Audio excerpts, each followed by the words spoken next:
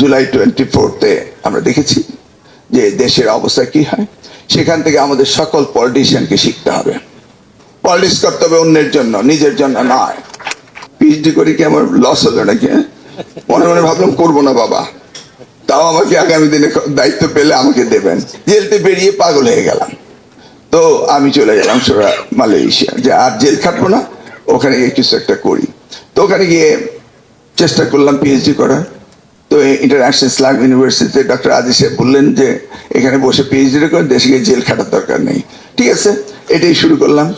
তো আমি যখন আমার 30% ওয়ার্ক হয়ে গেল, আমার প্রপোজাল অ্যাকসেপ্ট হয়ে গেল, কোয়ালিফাইড হয়ে গেলাম, তো আমি ওনার কাছে লন্ডনে গেলাম 2015 জুন 2 রাত্রেবেলা গিয়ে আমি আমার কন্যা স্ত্রীকে নিয়ে ওনার সাথে গল্প করছি। আমার স্ত্রী পলিটিশিয়ান। তো আমি গল্প করে আস্তে করে বললাম যে আমি একটা পিএইচডি করছি, এখন টপিকসটা কি? তো বললাম human capital development in Bangladesh through higher education. তো উনি বললেন যে ভেবেছিলাম যদি কখনো দায়িত্ব পাই আবার আপনাকে শিক্ষার দায়িত্ব দেবো, এটার হবে না। এমন কেন হবে না? আমি একদম কপালে চোখ উঠে গেল।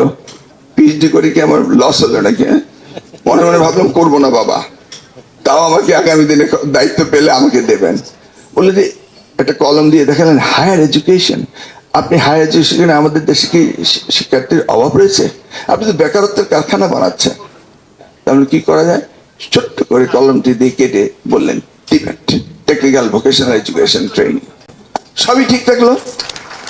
Human capital and socio economic development in Bangladesh not through higher education, through technical vocational education.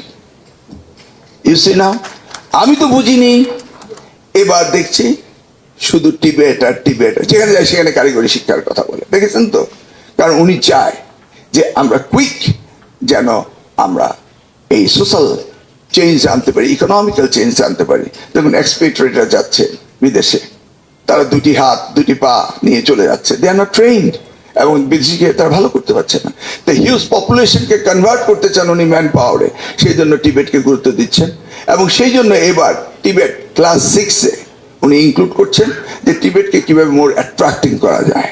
তারপরে তো vocational, technical education, political institution, teacher, technical school and college, huge project আমরা নিয়েছি 18,000 কোটি টাকার। দেখুন, আমি কি জানতাম যে উনি সেই 2015 সালে আমার পেপার চেঞ্জ করেছেন এই কারণে। আজিজ সাহেব আছে আমাদের কারিকুলাম কমিটিতে, বললাম টিবেটের উপর কতটুকু লিখেছেন, 2 সপ্তাহ দিলাম, পারবেন না, না পারলে আমি লেখা শুরু করবো, কারণ I know what is that. এবং he prepared me for that reason. That's the type of outlook ওনার, সেই ধরনের ভিশন ওনার। তো আল্লাহর রহমতে উনি যদি সুস্বাস্থ্য থাকে আর দেশ যদি স্থিতিশীল থাকে, আপনারা জানেন দেশের অবস্থা, সবাই তো ওই জায়গাটি যেতে চায়। তাই তিনি সংসদে বলেছিলেন একদিন ওনার বক্তব্যতে, এই চেয়ারটি অত্যন্ত গরম, খুব উত্তাপ, এটা তো বসা এত সহজ নয়। Am I right? However, history আমাদেরকে লেসন দিয়েছে। আমরা জুলাই 24-তে আমরা দেখেছি যে দেশের অবস্থা কি হয়। সেখান থেকে আমাদের সকল পলিটিশিয়ানকে শিখতে হবে। পলিটিক্স করতে হবে অন্যের জন্য, নিজের জন্য নয়। এই শিক্ষার পরও, ওই জুলাই 36-এর শিক্ষার পরও যদি বাংলাদেশের জনগণের পলিটিশিয়ানরা শিক্ষা না নেয়, তাহলে আমি জানি না কি হবে আগামী ভবিষ্যৎ। এনিওয়ে, ধন্যবাদ আমাকে এখানে দাওয়াত দেওয়ার জন্য, আসার জন্য, দুটি কথা বলার জন্য সুযোগ পেয়েছি, তাই বললাম। আপনার সকলে ভালো থাকুন, সুস্থ থাকুন। আল্লাহ হাফেজ।